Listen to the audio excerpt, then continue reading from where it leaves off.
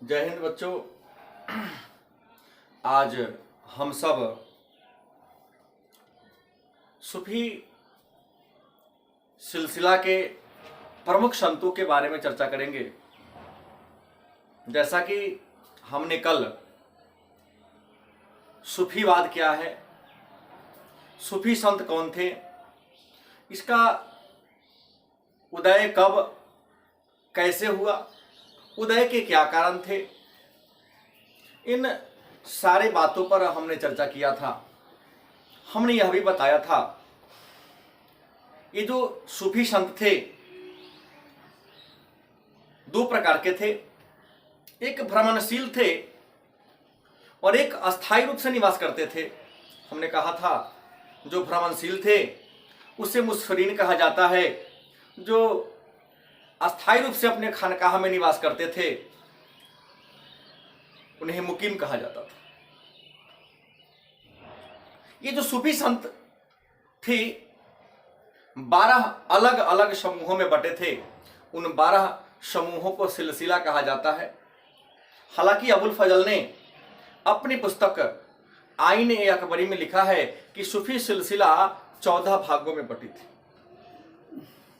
खैर, ये सभी सिलसिलाएं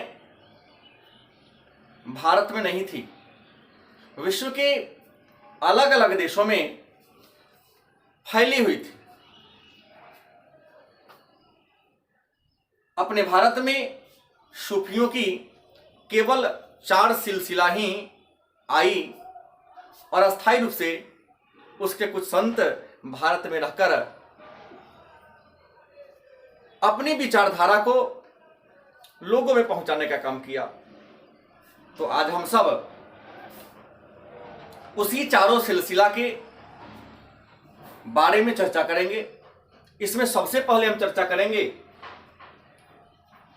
चिश्ती सिलसिला। यह भारत में आने वाली सबसे प्राचीन सूफी सिलसिला है। भारत में इस सिलसिला का आगमन मोहम्मद गोरी के काल में हुआ था। मोहम्मद गोरी जिसने दिल्ली सल्तनत की स्थापना किया था। तो मोहम्मद गोरी के साथ ही एक सूफी संत आए थे 1192 ईस्वी में। उनका नाम था मोइनुद्दीन चिश्ती। चिश्ती सिलसिला के संस्थापक मोइनुद्दीन चिश्ती, या इनको हम शेख मोइनुद्दीन चिश्ती या ख्वाजा मोइनुद्दीन चिश्ती कहें, तीनों सेम है। तो चिश्ती सिलसिला की स्थापना मोइनुद्दीन चिश्ती ने या ख्वाजा मोइनुद्दीन चिश्ती ने किया था। यह मोहम्मद गोरी के साथ भारत आए थे। इनका भारत में आगमन 1192 ईस्वी में हुआ था।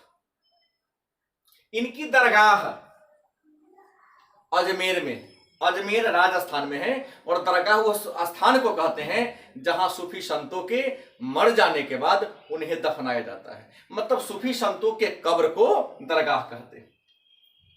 इनका उपनाम है सुल्तान उल हिंद। इन्हें सुल्तान उल हिंद भी कहा जाता है और मोइनुद्दीन चिश्ती को सुल्तान उल हिंद की उपाधि मोहम्मद गोरी ने दिया था। इन्हें गरीब नवाज भी कहा जाता है। मोइनुद्दीन चिश्ती या चिश्ती सिलसिला के दूसरे जो संत थे उनका नाम था शेख कुतुबुद्दीन बख्तियार काकी। शेख कुतुबुद्दीन बख्तियार काकी यह चिश्ती सिलसिला के दूसरे प्रमुख संत थे। इनका जन्म 1173 ईस्वी में फरगना के गौश नामक जगह पर हुआ था। यह इल्तुतमिश के समकालीन दिल्ली सल्तनत के राजा थे। इल्तुतमिश दिल्ली सल्तनत के गुलाम वंश के संस्थापक कुतुबुद्दीन ऐबक के दामाद थे इल्तुतमिश। तो यह इल्तुतमिश के समकालीन थे। 1235 ईस्वी में दिल्ली में ही बख्तियार काकी की मृत्यु हो गई। मतलब बख्तियार काकी का दरगाह दिल्ली में।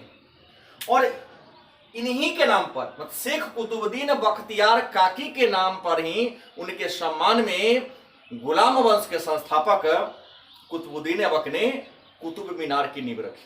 मतलब कुतुब मीनार जो 5 मंजिला इमारत है, वह एक प्रकार का कब्र ही है। वह शेख कुतुबुद्दीन बख्तियार काकी के सम्मान में बनाया गया है और उस मीनार का निर्माण कार्य पूरा करने का काम इल्तुतमिश ने किया था। तो इन्हीं के नाम पर कुतुब मीनार बना है। शेख कुतुबुद्दीन बख्तियार काकी के बाद चिश्ती सिलसिला के जो तीसरे संत हुए, उनका नाम है फरीद उद्दीन गंज ए शक्कर। फरीद उद्दीन गंज ए शक्कर, इन्हें बाबा फरीद के नाम से भी जानते हैं। फरीद उद्दीन गंज ए शक्कर, इन्हें बाबा फरीद के नाम से भी जानते हैं।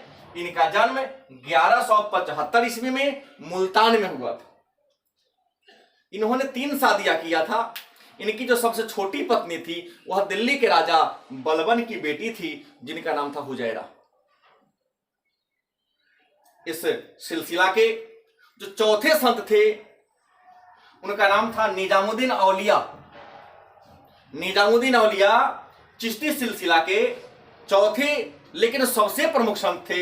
इनका पूरा नाम था मोहम्मद बिन अहमद बिन दानिल अल बुखारी। मोहम्मद बिन अहमद बिन दानिल अल बुखारी निजामुद्दीन औलिया का पूरा नाम था। दिल्ली इनका केंद्र था, दिल्ली में रहते थे। इनके नाम पर निजामुद्दीन, दिल्ली में हजरत निजामुद्दीन एक रेलवे स्टेशन पर नाम रखा गया है। बड़े ही सिद्ध थे। दिल्ली के 7 सुल्तानों के राजाओं के शासनकाल को इन्होंने देखा था। दिल्ली में बड़ा ही लोकप्रिय थे ये। हिंदुस्तान का तोता, तूतिए हिंद के नाम से प्रसिद्ध अमीर खुसरो निजामुद्दीन औलिया के शिष्य थे। इन्हें महबूब ए इलाही, सुल्तान उल औलिया और योगी सिद्ध भी कहा जाता है। यह इतना लोकप्रिय थे कि दिल्ली के राजा सिकंदर लोदी ने इनकी लोकप्रियता से डरकर, मतलब निजामुद्दीन औलिया की लोकप्रियता से डरकर सिकंदर लोदी ने इन पर मुकदमा चलाया था। यह किसी राजा का राजकीय संरक्षण स्वीकार नहीं किए थे।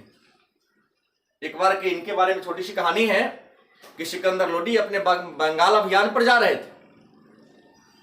इन्होंने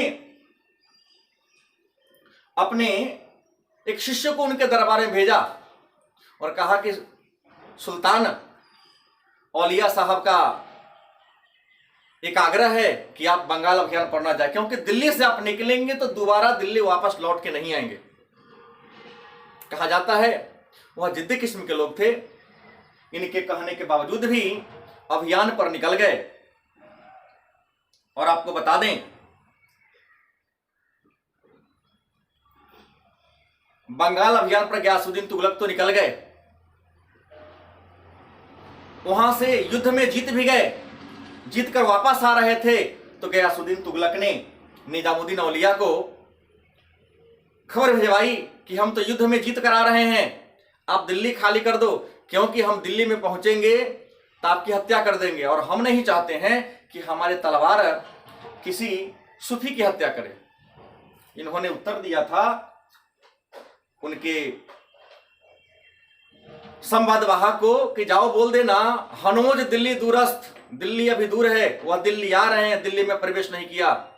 कहा जाता है कि दिल्ली के कुछ दूर पहले ही इनके उत्तराधिकारी इनके स्वागत के लिए, मतलब गयासुद्दीन तुगलक के उत्तराधिकारी अपने पिता के विजय अभियान के स्वागत के लिए एक लकड़ी का मंच बनवाए थे।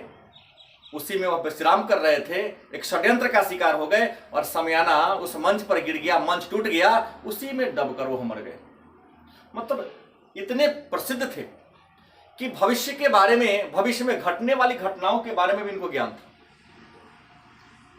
निजामुद्दीन औलिया के विचारों को फैलाने का काम करने वाला जो संत था, 5वां संत, उनका नाम था शेख बुरहानुद्दीन। शेख बुरहानुद्दीन निजामुद्दीन औलिया के शिष्य थे। दिल्ली में रहते थे। दिल्ली के तुगलकाबाद में शेख बुरहानुद्दीन रहते थे और वहीं पर निजामुद्दीन औलिया के विचारों को प्रचार करते थे। और चिश्ती सिलसिला के जो अंतिम महान संत थे उनका नाम था शेख सलीम चिश्ती। यह अकबर के, जहांगीर के समकालीन थे, अकबर के समकालीन थे, जहांगीर के भी समकालीन थे। यह उत्तर प्रदेश के फतेहपुर सिकरी में रहते थे। शेख सलीम चिश्ती का दरगाह फतेहपुर सिकरी में है और इन्हीं शेख सलीम चिश्ती के आशीर्वाद से अकबर को एक संतान हुआ था जो इतिहास में जहांगीर के नाम से प्रसिद्ध है। और जहांगीर का वास्तविक नाम सलीम है, इन्हीं के नाम पर रखा गया है उनका नाम सलीम, क्योंकि इसी के आशीर्वाद से जहांगीर का जन्म हुआ था। दूसरा जो सिलसिला है वह है सुहरावर्दी सिलसिला, जो भारत में आया। इस सिलसिला के संस्थापक शेख बहाउद्दीन जकारिया, बगदाद में इसकी स्थापना हुई थी। इस सिलसिला का केंद्र मुल्तान और सिंध था, दोनों वर्तमान में पाकिस्तान में पड़ता है। यह इल्तुतमिश के समकालीन था। सुहरावर्दी सिलसिला इंडिया में, भारत में इल्तुतमिश के समकालीन आया। भारत में सुहरावर्दी सिलसिला की स्थापना शिहाबुद्दीन सुहरावर्दी ने किया था। सुहरावर्दी सिलसिला की स्थापना शेख बहाउद्दीन जकारिया ने बगदाद में किया था, लेकिन भारत में सुहरावर्दी सिलसिला की स्थापना शिहाबुद्दीन सुहरावर्दी ने किया था। इस सिलसिला के प्रमुख संत थे शेख मूसा और शाह दौला दरियानी। शेख मूसा की खासियत थी कि हमेशा स्त्री के भेष में रहते थे और इस सिलसिला के संत नृत्य संगीत को ज्यादा बढ़ावा दिया। भारत में जो तीसरा सिलसिला था वह था कादरी सिलसिला। इस सिलसिला के संस्थापक कादिर अल जिलानी थे और कादरी सिलसिला की स्थापना इराक में हुई थी और भारत में कादरी सिलसिला की स्थापना मोहम्मद गौस ने किया था। मुगलों के समकालीन थे, इस सिलसिला का ज्यादा विकास हुआ था और शाहजहां के एक पुत्र थे दारा शिकोह, वह कादरी सिलसिला में विश्वास करते थे, भरोसा करते थे। और जो चौथा सिलसिला सूफी सिलसिला अपने भारत में आया उसका नाम है नक्शबंदी सिलसिला। नक्शबंदी सिलसिला अकबर के समकालीन था। अकबर के काल में इस सिलसिला का भारत में आगमन हुआ। इस सिलसिला की स्थापना ख्वाजा उबैदुल्लाह ने किया था। ख्वाजा उबैदुल्लाह ने नक्शबंदी सिलसिला की स्थापना किया था। भारत कभी नहीं आए थे और भारत में नक्शबंदी सिलसिला की स्थापना ख्वाजा बकी बिल्लाह ने किया था। ख्वाजा उबैदुल्लाह विश्व के सेंस में नाम आएगा, लेकिन भारत में पूछे कि भारत में नक्शबंदी सिलसिला की स्थापना किसने किया, तो ख्वाजा बकी बिल्लाह ने किया था। यह अकबर के समकालीन थे और अकबर के काल में, अकबर के दरबार में नक्शबंदी सिलसिला के जो संत रहते थे उनका नाम था शेख अहमद सरहिंदी।